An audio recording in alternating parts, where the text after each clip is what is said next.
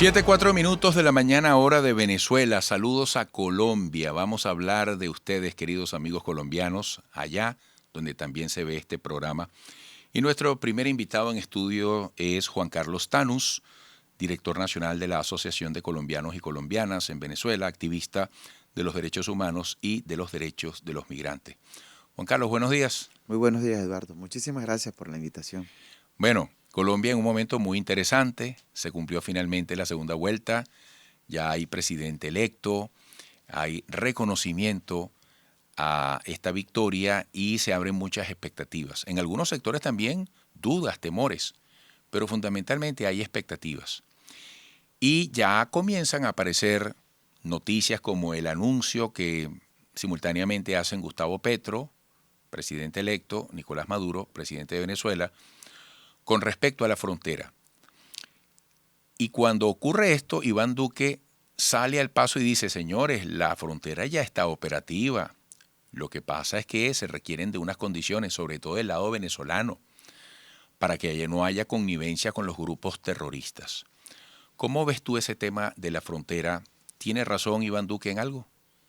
Bueno, fíjese, pensar darle credibilidad a los comentarios del presidente Duque en estos momentos, a escasos días de irse de la Casa de Nariño, sería como ratificar un poco lo vivido estos últimos 4 años en territorio nacional. Pareciera que le incomoda justamente que la economía empiece a mirarse desde otra perspectiva y a sentirse además cierta tranquilidad en el corredor fronterizo entre Colombia y Venezuela. Sin duda hay conflictos fronterizos, enormes conflictos fronterizos, pero uno de los primeros conflictos que hay que resolver es el conflicto de orden político que se tiene entre Colombia y Venezuela. Si resolvemos eso y le damos continuidad al diálogo, sin duda vamos a poder resolver los otros conflictos que tratan además de delitos transnacionales, ¿no? Tema del conflicto armado, sí, está en la frontera. El conflicto armado colombiano está desbordado y está en la frontera, pero ahí faltó que en estos 4 años el presidente Duque se pudiese, Eduardo, proponer unos mecanismos para darle respuesta a la situación, ejemplo, de Arauca, o entender mínimamente lo que vive Bichada en su economía y su interrelación con el tema del tráfico de clorhidrato de cocaína, porque además es obligatorio por el resto de la geografía colombiana que está hacia aquel costado. Yo creo que la apreciación, que además es respetable, ¿no? No la compartimos en estos momentos porque busca obstaculizar. Pareciera que no va a perder la costumbre de intentar impedir que se generen los procesos reales de entendimiento entre dos pueblos. Además hay un gobierno distinto que le ha apostado a la vida, a la paz, a la justicia, al Estado social, al Estado de Derecho, y no el gobierno que está entregando presidente Duque, que por cierto, muy malo, muy malo. No, Ahora, Juan Carlos, tú estás describiendo una realidad que ciertamente ha estado allí toda la vida, la situación en la frontera. ¿Cómo debe asumirse ese tema de manera realista y de la manera más efectiva posible, tomando en cuenta que es una frontera muy extensa con distintos escenarios y uno se pregunta hasta qué punto todos pueden ser regulados, todos pueden ser cubiertos por la acción institucional? ¿Cuál sería la manera más realista de acometer ese tema? fíjese, hay que pensar en que la frontera necesita, además de los 67 tratados que se han firmado desde 1881 de acuerdo a la Cancillería colombiana, la frontera necesita construir un plan maestro de la frontera que permita juntar, en primer elemento, el desarrollo de lo antropocéntrico. Es que es una frontera diversa, porosa, con desatención. Uno no puede pensar que el conflicto está justamente del 2015 para acá o que se inició en febrero del 2019. El conflicto ha perdurado. Hemos convivido con las dificultades que están en la frontera. Por eso nosotros hemos propuesto construir un plan maestro en la frontera que mínimo se plantee 3 gobiernos seguidos, es decir, hablamos de 12 años, que ahí se recoja además el sentir de algunos investigadores de frontera que han planteado mecanismos reales, pero también en el sentido de los sectores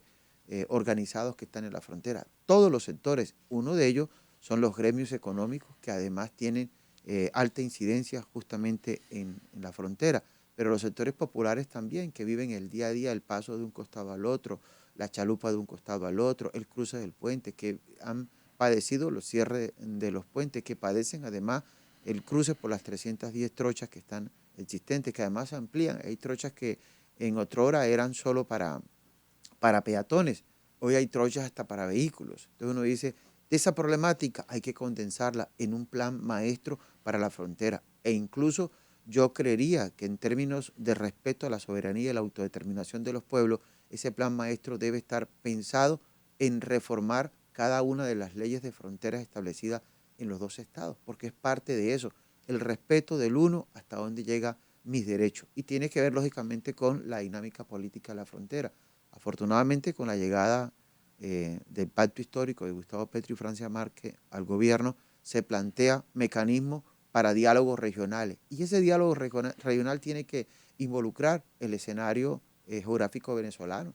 ¿Cuántos municipios colindantes con Venezuela, con Colombia tiene Venezuela? Tiene 64 en los Vida cuatro. plenamente compartida, Correcto. Entonces, donde la raya fronteriza es un asunto muy difuso, muy simbólico, ¿no? más allá del primer tratado de 1881 que tiene que ver con eso que usted señala, los límites, está lógicamente la cotidianidad, el día a día, cómo se siente lógicamente el impacto cuando se restringe una movilidad, cómo no entender la necesidad de pasar de Ureña a Cúcuta o de Cúcuta a Ureña, cómo no sentir la necesidad de un domingo irse de paseo de un costado al otro. Creo que eso tiene que ser plasmado justamente en un instrumento que posibilita además que le podamos hacer mecanismos de control a lo que se defina, porque sean políticas de Estado. Así hoy los gobiernos estén de manera transitoria, 4 o 6 años, pero debe ser una política de Estado. Y ahí creo que cabe la iniciativa del presidente electo Gustavo Petro en función de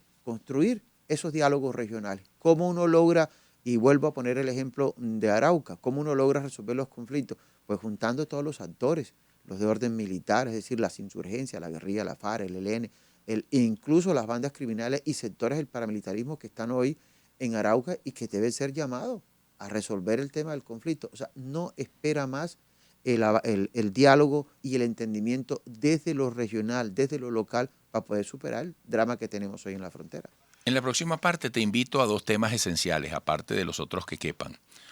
Uno, más allá de las fronteras, ¿qué posible agenda se puede abrir en las relaciones bilaterales nacionales de ambos países? Y el otro, ¿cómo ves tú la posición de Estados Unidos ahora con Petro como presidente? Amigos, regresaremos con Juan Carlos Tanús, director nacional de la Asociación de Colombianos y Colombianas en Venezuela. Sigan allí, por favor.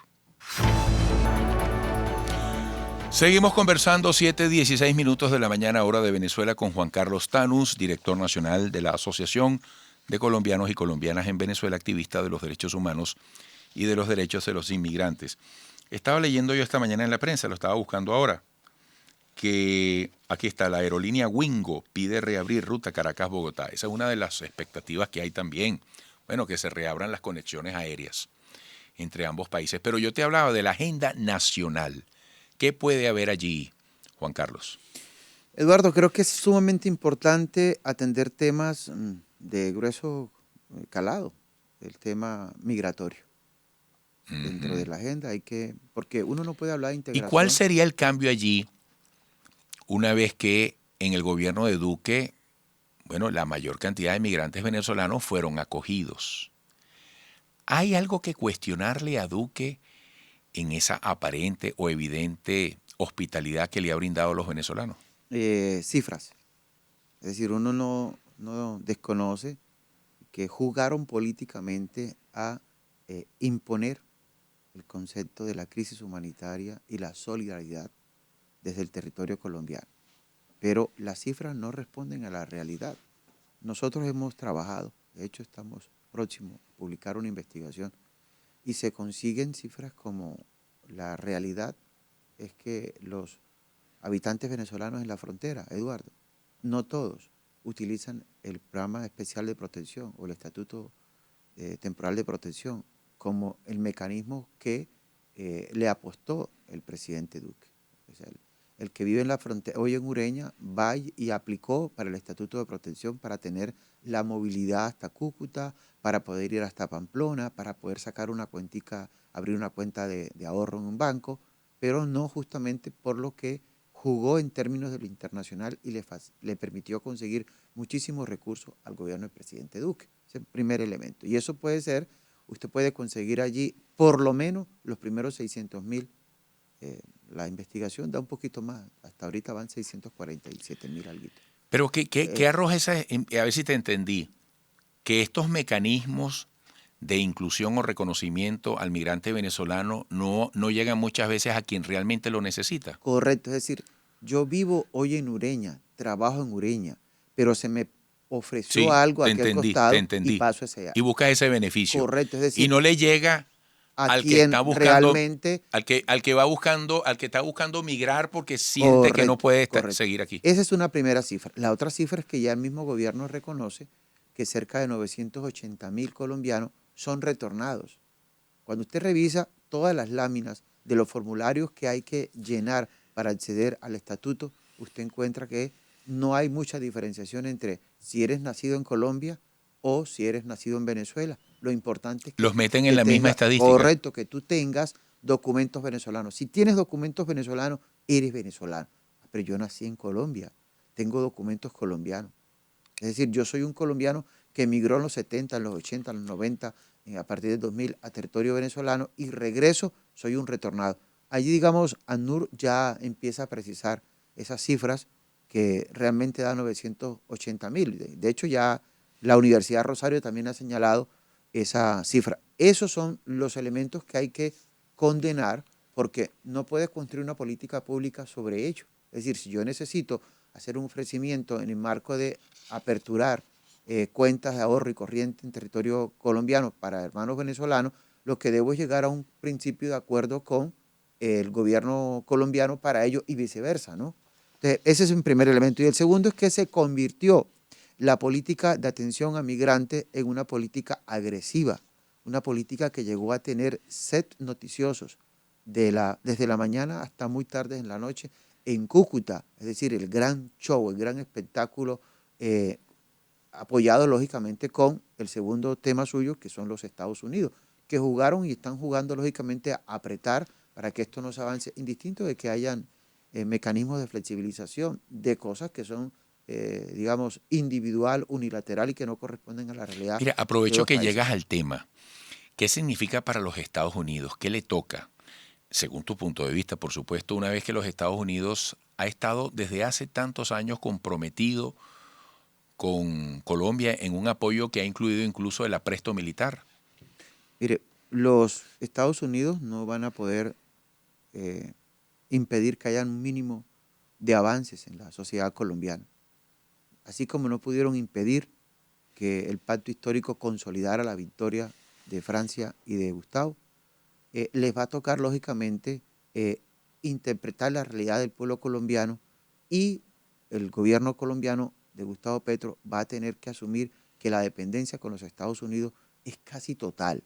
O sea, así como la noche del primer discurso como presidente electo llamó al diálogo de los Estados Unidos con los pueblos y los gobiernos de este continente americano, nuestra América, juega lógicamente a entender que los Estados Unidos son coadministradores del conflicto, coadministran los recursos, son los que envían los recursos para que la lucha antinarcótico de la Policía Nacional sea permanente, para que el ejército pueda desarrollarse a plenitud, entre comillas, frente al tema de la droga, por poner un ejemplo. Pero además de eso, tiene la alta incidencia. Los 17 TLC firmados del Estado colombiano con 17 gobiernos, entre ellos el de Estados Unidos y el de Israel, tienen las relaciones estrechas de que han pasado por manos de los gobiernos estadounidenses. Pero además de eso, la economía colombiana, la macroeconomía, depende de las relaciones con los Estados Unidos. Si usted revisa, ese es nuestro primer socio comercial más importante.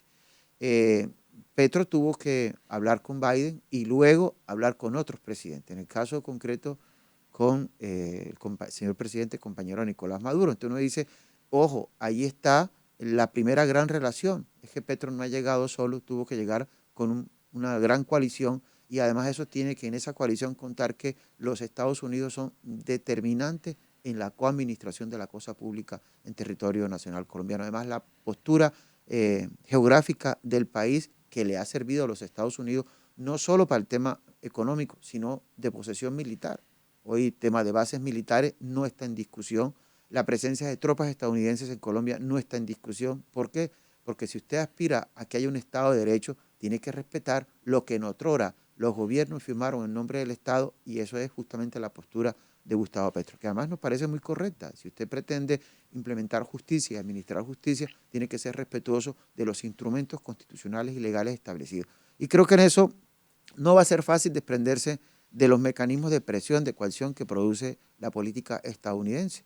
Y lo que yo sí creo que se debe buscar y que se va a buscar, porque es parte del planteamiento, es cómo con los Estados Unidos se entra a mejorar la dinámica de relación que no tenga la estrechez que tiene hoy el tema de la imposición militar. Es que el conflicto militar colombiano en gran parte no se ha culminado porque los Estados Unidos tienen intereses frente al desarrollo, digamos, de la industria armamentística. Son 700.000 millones de dólares los que invierte Estados Unidos, y Colombia es parte de lo que recupera justamente en esa inversión.